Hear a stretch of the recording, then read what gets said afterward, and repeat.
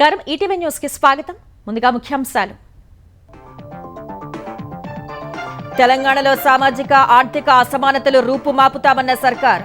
BC రిజర్వేషన్లు SC వర్గీకరణతో సాధిస్తామని governor ప్రసంగంలో వెల్లడి. గవర్నర్ ప్రసంగంపై పెదవి విరిచిన విపక్షాలు. అబద్ధాలు చెప్పించిందని ప్రభుత్వంపై విమర్శలు. అభివృద్ధి సంక్షేమాన్ని ఓర్వలేకపోతున్నాయన్న కాంగ్రెస్. కేసీఆర్ పాలనలో రాష్ట్ర ఆర్థిక వ్యవస్థకు క్యాన్సర్ సోకిందన్న సీఎం. చక్కదిద్దే యత్నాల్లో ఉన్నట్లు వెల్లడి. తెలంగాణ నిర్మాణానికి పనిచేస్తున్నట్లు స్పష్టీకరణ. మహిళల భద్రత గౌరవం ప్రభుత్వ ప్రాధాన్యమన్న చంద్రబాబు. ఆడపడుచులను వేధిస్తే ప్రపంచంలో ఎక్కడున్నా పట్టుకుని శిక్షిస్తామని హెచ్చరిక. ఫీజు బకాయిల కోసం వైసీపీ రాష్ట్ర వ్యాప్త ఆందోళన. పలుచోట్ల పోలీసులపై దౌర్జన్యం. 5 ఏళ్లు చెల్లించకుండా ఇప్పుడు రోడ్లెక్కడమేంటని లోకేష్ ప్రశ్న. చిత్తూరులో వ్యాపారి ఇంట్లో చోరీకి ప్రత్యర్థి ప్రయత్నం. సినీ ఫక్కీలో అడ్డుకున్న పోలీసులు. 4 అరెస్ట్, మరో 2 కోసం గాలింపు. వాణిజ్యం సముద్ర భద్రతపై పరస్పర సహకారానికి భారత్ మారిషస్ నిర్ణయం. 8 ఒప్పందాలపై సంతకాలు. ప్రధాని మోదీకి అత్యున్నత పురస్కారం. పాక్ బలూచిస్తాన్లో హైజాక్ అయిన రైలు నుంచి 190 మందిని రక్షించిన సైన్యం. మిగిలిన వారి కోసం కొనసాగుతున్న ఆపరేషన్. 30 మంది ఉగ్రవాదుల హతం.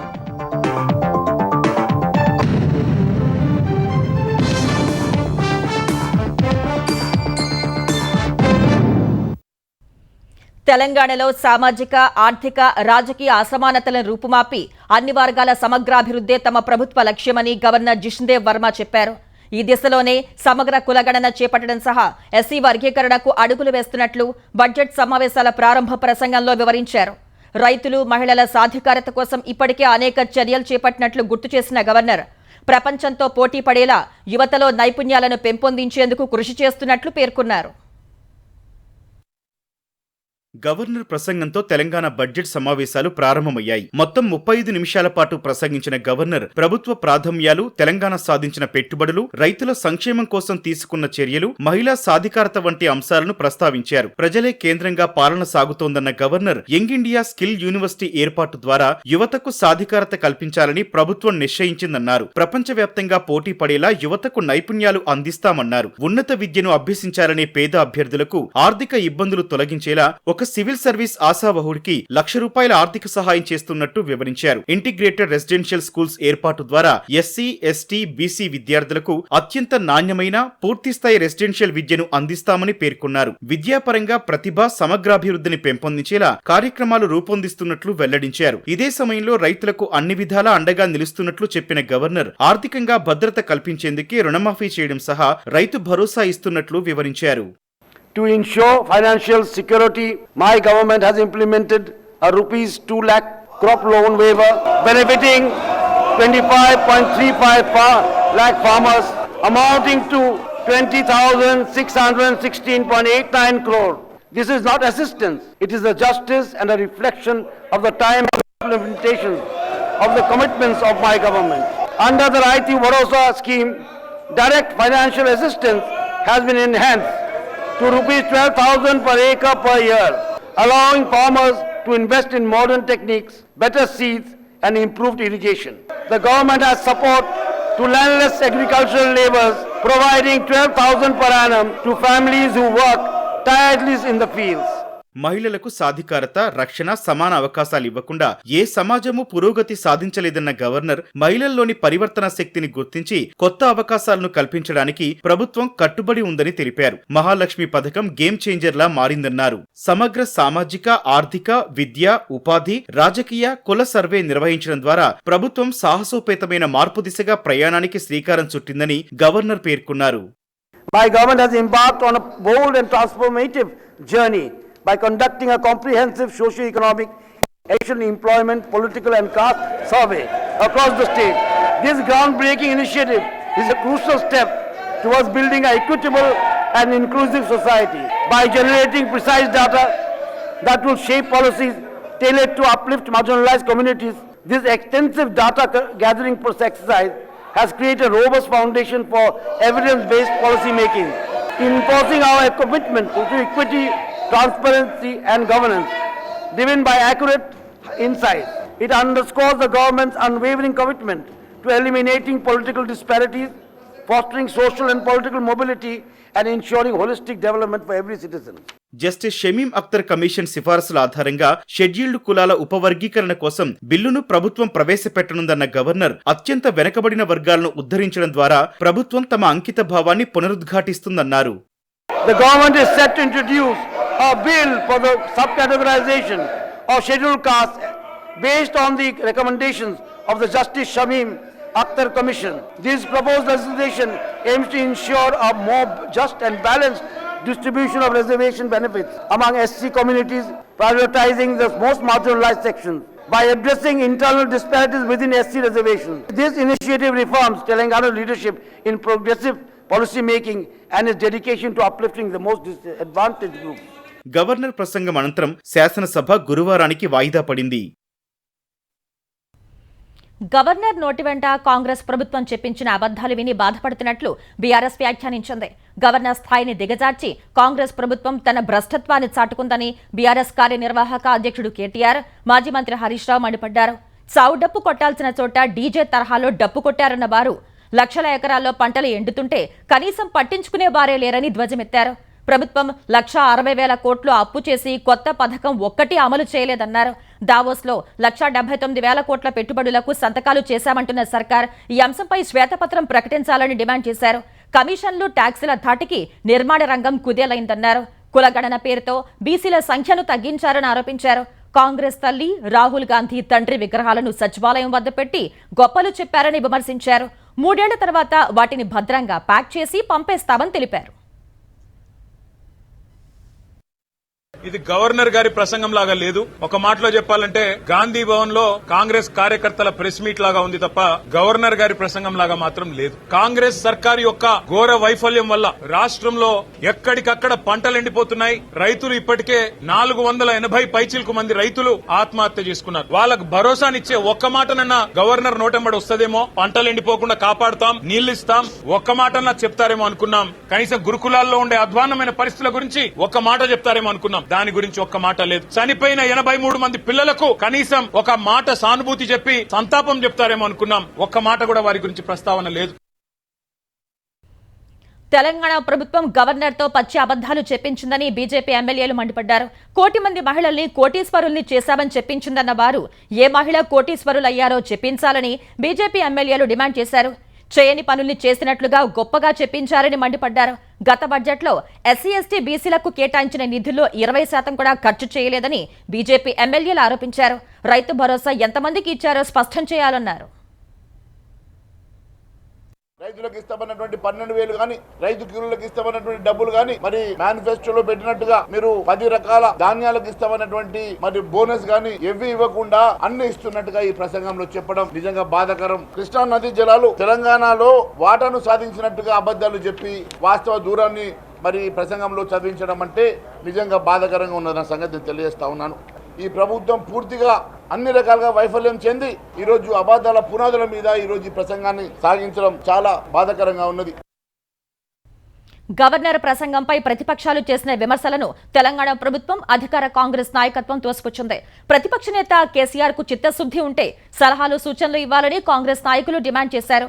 10 ఏళ్లలో కల్వకుంట్ల కుటుంబం మినహా తెలంగాణలో ఎవరూ అభివృద్ధి చెందలేదని ప్రభుత్వ విప్ బీర్ల ఐలయ్య విమర్శించారు. దేశ చరిత్రలో ఎవరూ చేయని విధంగా కాంగ్రెస్ ప్రభుత్వం రుణమాఫీ చేసిందన్నారు. 55,000 ఉద్యోగాలు ఇచ్చిన ఘనత కాంగ్రెస్ ప్రభుత్వానిదని వెల్లడించారు. ప్రభుత్వం చేస్తున్న అభివృద్ధిని గవర్నర్ చెప్పారని, కానీ సభలో గవర్నర్ ప్రసంగాన్ని కూడా బీఆర్ఎస్ అవహేళన చేసిందని మండిపడ్డారు.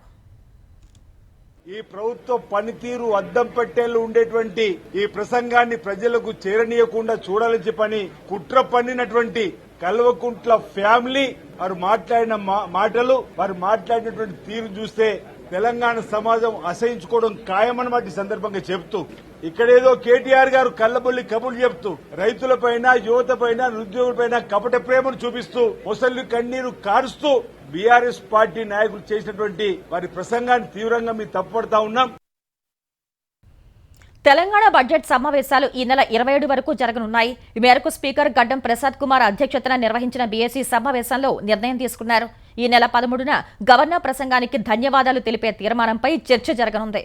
14న హోలీ సందర్భంగా అసెంబ్లీకి సెలవు ప్రకటించారు.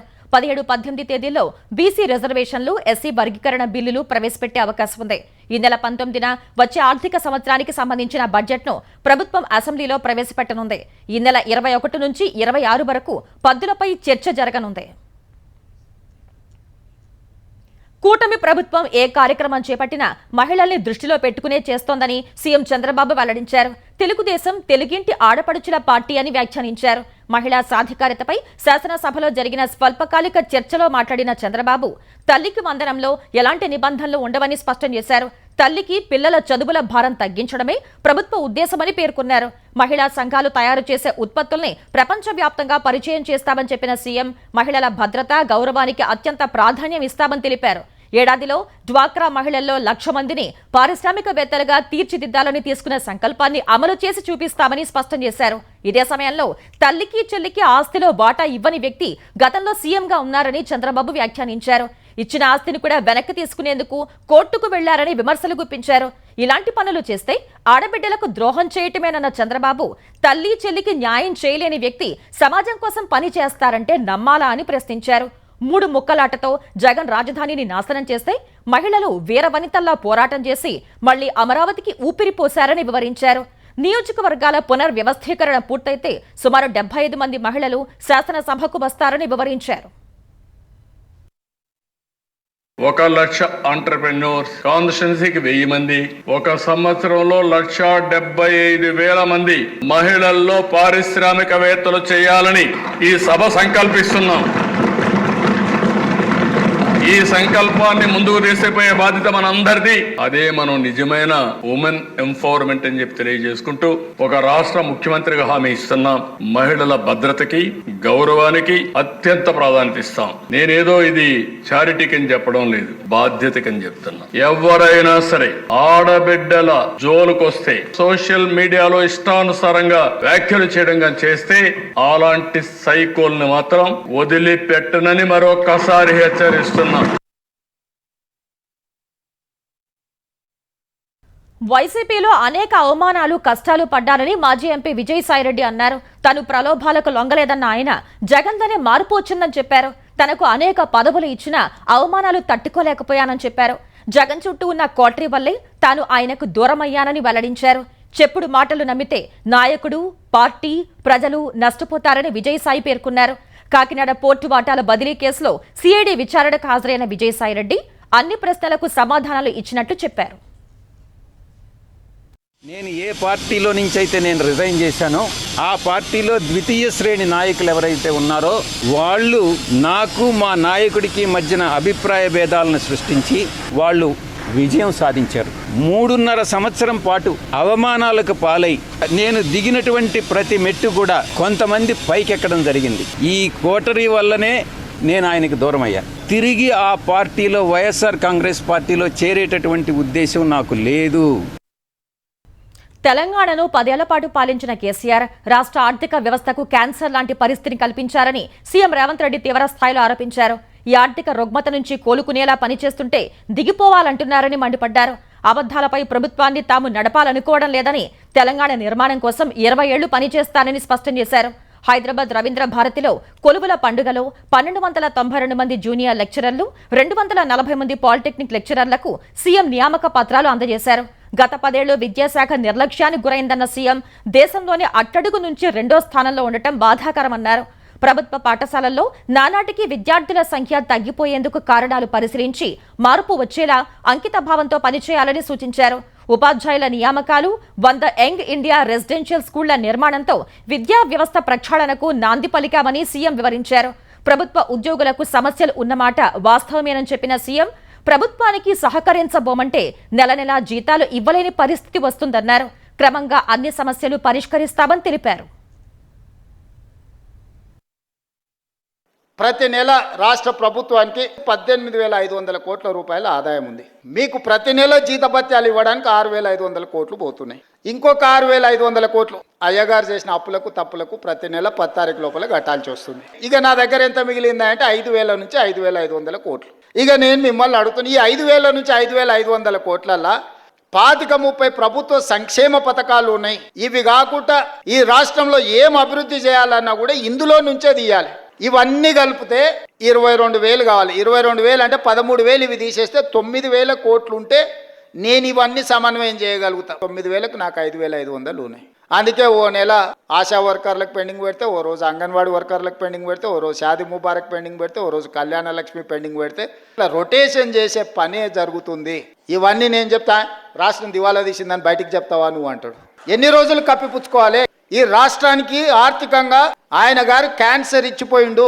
ఆ క్యాన్సర్ నుంచి నేను కోలుకొని దాన్ని ఏదో రకంగా ఆరోగ్యం సాధించి దీన్ని ముందుకు తీసుకెళ్లాలనే ప్రయత్నం చేస్తుంటే నువ్వేం చేయలేదు, నువ్వు దిగిపో అంటాడు. మీరు అందరు 5 ఏళ్ల కోసం కదా ఎక్కించింది, 10 నెలలకే దిగిపో అంటాడు. ఏంది 10 ఏళ్ళు కుర్చీలో కూర్చున్నాయన? అబద్ధాల ప్రాతిపదికన రాష్ట్రాన్ని నడపదలుచుకోలేదు మిత్రులారా. కష్టమైన నష్టమైన మీకు చెప్పి మీ అనుమతి తీసుకొని ఏం చేయమంటే అది నేను చేస్తా. అసెంబ్లీ సమావేశాలకు అందరూ తప్పనిసరిగా హాజరు కావాలని ముఖ్యమంత్రి రేవంత్ రెడ్డి ఆదేశించారు. సభలో ప్రతిపక్షాలు గందరగోళం చేసే ప్రయత్నం చేస్తాయన్న ఆయన సంయమనంతో వ్యవహరించాలని సూచించారు. అసెంబ్లీ ప్రాంగణంలో జరిగిన సీఎల్పీ సమావేశాల్లో పాల్గొన్న సీఎం రేవంత్ రెడ్డి పార్టీ సభ్యులకు పలు సూచనలు చేశారు. ప్రజాప్రభుత్వంలో జరుగుతున్న 2వ పూర్తిస్థాయి బడ్జెట్ సమావేశాలు అత్యంత కీలకమైనవిగా సీఎం పేర్కొన్నారు. ఈ 15 నెలల్లో ప్రజాప్రభుత్వం చేపట్టిన కార్యక్రమాలపై పూర్తిగా చర్చించుకునేందుకు ఈ సమావేశాల్లో అవకాశం ఉందన్నారు. సభ్యులందరూ ఖచ్చితంగా సభకు రావాల్సిందేనన్న సీఎం విపక్షాల విమర్శల్ని ధీటుగా ఎదుర్కోవాలని స్పష్టం చేశారు. సమావేశాల్లో సభ్యులంతా సమన్వయంతో ముందుకు వెళ్లాలన్నారు. సభ్యులు అంశాల వారీగా సిద్ధమై సభకు రావాలని తెలిపారు. సభ్యుల హాజరుపై ప్రభుత్వ విప్లు పర్యవేక్షించాలని సూచించారు. ఆంధ్రప్రదేశ్లో ఫీజు రీయింబర్స్మెంట్ బకాయిలు చెల్లించాలని డిమాండ్ చేస్తూ యువత పోరు కార్యక్రమాన్ని వైసీపీ నిర్వహించింది. కలెక్టరేట్ల వద్దకు ర్యాలీగా వెళ్లిన నేతలు అధికారులకు వినతి పత్రం అందించారు. ఈ క్రమంలో కొంతమంది వైసీపీ నాయకులు కార్యకర్తలు అత్యుత్సాహం ప్రదర్శించారు. అనుమతి లేదన్నా వినకుండా అడ్డుకున్న పోలీసుల్ని సైతం తోసుకుంటూ ర్యాలీ నిర్వహించారు. గుంటూరులోని కంకరగుంట వంతెన వద్ద వీధుల్లో ఉన్న ట్రాఫిక్ పోలీస్ పైకి వాహనాలతో దూసుకు వెళ్లారు. నెత్తి మీద టోపీని కింద పడేశారు. బ్రిడ్జ్ పైకి అనుమతి లేదంటూ అడ్డుగా పెట్టిన బ్యారికేడ్ ను సైతం పక్కకు లాగి పడేశారు. కలెక్టరేట్ వద్ద ఏర్పాటు చేసిన బ్యారికేడ్లను తోసుకుంటూ పోలీసుల్ని నెడుతూ లోపలికి వెళ్లే ప్రయత్నం చేశారు. అనంతపురం ఎస్ఎస్బీఎస్ కళాశాల విద్యార్థుల్ని వైసీపీ నాయకులు బలవంతంగా బయటకు రప్పించి ర్యాలీ నిర్వహించే ప్రయత్నం చేశారు. పరీక్షల సమయంలో విద్యార్థుల్ని పంపడం కుదరదని కళాశాల యాజమాన్యం తేల్చి చెప్పగా వైసీపీ నేతలు వారితో వాగ్వాదానికి దిగారు. కళాశాల గేట్లు తోసుకుంటూ లోపలికి వెళ్లి విద్యార్థుల్ని భయపెట్టి బయటకు రప్పించి బలవంతంగా తమ బ్యానర్లను చేతపట్టించారు. పలు కలెక్టరేట్ల వద్ద వైసీపీ నాయకులకు పోలీసులకు మధ్య తోపులాట జరిగింది. ఆంధ్రప్రదేశ్లో గత వైసీపీ ప్రభుత్వం 4,500 కోట్ల మేర ఫీజు రీయింబర్స్మెంట్ బకాయిలు పెట్టిందని విద్యాశాఖ మంత్రి లోకేష్ చెప్పారు. ఆ విషయాన్ని గాలికి వదిలేసి ఫీజు పోరు యువత పోరు అంటూ విద్యార్థుల్ని తప్పుదారి పట్టిస్తోందని విమర్శించారు. విద్యార్థుల ఫీజు రీయింబర్స్మెంట్ బకాయిల విడుదల, నిరుద్యోగ భృతి, 20 లక్షల ఉద్యోగాల కల్పనపై చర్చించాలంటూ వైసీపీ సభ్యులు శాసన మండలిలో ఆందోళనకు దిగారు. వైసీపీ సభ్యుల వాయిదా తీర్మానాన్ని మండలి చైర్మన్ తిరస్కరించగా పోడియం ముందుకు వెళ్లి ప్లకార్డులు పట్టుకుని నినాదాలు చేశారు. వైసీపీ సభ్యుల తీరును తప్పుపట్టిన మంత్రి లోకేష్ ఫీజు రీయింబర్స్మెంట్ సహా వైసీపీ హయాంలో ఎన్ని ఉద్యోగాలు పోయాయో చర్చిద్దామన్నారు. విద్యాశాఖపై స్వల్పకాలిక చర్చలో ఈ అంశాలను ప్రస్తావించాలని మండలి చైర్మన్ కోరిన వైసీపీ సభ్యులు ఆందోళన కొనసాగించారు. ఈ క్రమంలో సభలో వాయిదాలు చోటు చేసుకున్నాయి. చిత్తూరులో ఒక వ్యాపారి ఇంట్లో సినీ ఫక్కీలో దోపిడీకి యత్నించిన ఘటన కలకలం రేపింది. ఈ ఉదయం సరిగ్గా 6:30 సమయంలో చిత్తూరులోని గాంధీ రోడ్లోని లక్ష్మీ సినిమా హాల్ సమీపంలోని పుష్ప కిడ్స్ వరల్డ్ యజమాని చంద్రశేఖర్ ఇంట్లో కొందరు దోపిడీకి యత్నించారు. గుర్తు తెలియని వ్యక్తులు ఇంట్లోకి ప్రవేశించినట్లు గుర్తించిన చంద్రశేఖర్ కుటుంబ సభ్యులు ఏదో పని మీద వచ్చినట్టున్నారని భావించగా వారిలోని ఓ వ్యక్తి చంద్రశేఖర్ పై దాడికి దిగాడు. ఈ పరిణామంతో అంతా షాక్ లోకి వెళ్లారు. చంద్రశేఖర్ భార్య అప్రమత్తమై పోలీసులకు సమాచారం ఇచ్చారు. వెంటనే రంగంలోకి దిగిన పోలీసులు చిత్తూరు జిల్లా ఎస్పీ మణికంఠ ఆధ్వర్యంలో చిత్తూరు గాంధీ రోడ్ను తమ ఆధీనంలోకి తీసుకున్నారు. పోలీస్, ఆక్టోపస్, కమాండోస్ బృందాలు కలిసి పొగ బాంబుల్ని ప్రయోగించి నక్కి ఉన్న దొంగల్ని బయటకు రప్పించారు. ఇంటి భవనాలు గోడలెక్కి మరీ 4గురిని అదుపులోకి తీసుకున్నారు. మరో 2 పారిపోగా వారి కోసం గాలింపు చేపట్టారు. ఈ ఆపరేషన్లో తపంచా, కత్తులు స్వాధీనం చేసుకున్న పోలీసు అధికారులు కర్ణాటక ఉత్తరాదికి చెందిన దుండగులు ఈ ముఠాలో సభ్యులుగా ఉన్నట్లు గుర్తించారు. అప్పటికి అదుపులోకి తీసుకున్న నలుగురిని ప్రశ్నించిన పోలీసులు పుష్ప కిడ్స్ వరల్డ్ యజమాని చంద్రశేఖర్ ఇంట్లో మరో ప్రముఖ వ్యాపారి దోపిడీకి పన్నాగం పన్నినట్లు ప్రాథమికంగా గుర్తించారు. తదుపరి దర్యాప్తు కొనసాగిస్తున్నారు. పాకిస్తాన్ బలూచిస్తాన్లో వేర్పాటువాదులు హైజాక్ చేసిన జాఫర్ ఎక్స్ప్రెస్ రైలు నుంచి ఇప్పటి వరకు 190 మంది ప్రయాణికుల్ని కాపాడినట్లు పాక్ దళాలు తెలిపాయి. 30 మంది ఉగ్రవాదుల్ని మట్టుపెట్టినట్లు వివరించాయి. దాదాపు 500 మంది ప్రయాణికులతో క్వెట్టా నుంచి పెషావర్ వెళ్తున్న జాఫర్ ఎక్స్ప్రెస్ ను మంగళవారం బొలాన్ అనే ప్రాంతంలో ఉన్న సొరంగ మార్గంలో సాయుధులు అడ్డుకున్నారు. మొత్తం 17 టన్నెళ్లు ఉన్న ప్రాంతాన్ని దాడికి ఎంచుకున్న బలూచ్ లిబరేషన్ ఆర్మీ సభ్యులు ప్రయాణికులను విడిచిపెట్టాలంటే బలోచ్ రాజకీయ నేరస్తులు, అదృశ్యమైన పౌరులు, కార్యకర్తల్ని విడుదల చేయాలని డిమాండ్ చేశారు. ఇందుకు 48 గంటల గడువు విధించారు.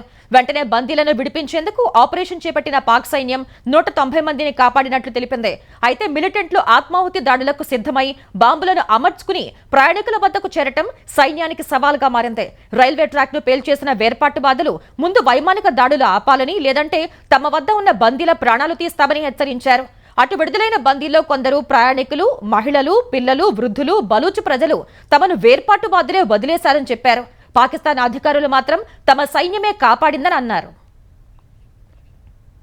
వాణిజ్యం, సముద్ర భద్రత సహా 8 రంగాల్లో పరస్పర సహకారంతో ముందుకు వెళ్లాలని భారత్, మారిషస్ నిర్ణయించాయి. ఈ మేరకు ఆయా రంగాల్లో వ్యూహాత్మక భాగస్వామ్యం బలోపేతానికి ప్రధాని మోదీ, మారిషస్ ప్రధాని నవీన్ చంద్ర రామ్ గులాం సమక్షంలో ఒప్పందాలు కుదిరాయి. ఇందులో భాగంగా పరస్పర లావాదేవీలకు, జాతీయ కరెన్సీల వినియోగాన్ని ప్రోత్సహించడం, సముద్ర డేటా పంచుకోవడం, మనీ లాండరింగ్ నిరోధానికి ఉమ్మడి సహకారం, ఎంఎస్ఎంఈ రంగంలో సహకరించుకోవాలని నిర్ణయించారు. మారిషస్ పర్యటనలో భాగంగా ఆ దేశ రాజధాని పోర్ట్ లూయిలో నిర్వహించిన మారిషస్ 57వ నేషనల్ డే వేడుకల్లో మోదీ పాల్గొన్నారు. ఈ సందర్భంగా ప్రధాని మోదీకి మారిషస్ అత్యున్నత పౌర పురస్కారాన్ని మారిషస్ అధ్యక్షుడు ధరమ్ గోకుల్ ప్రదానం చేశారు.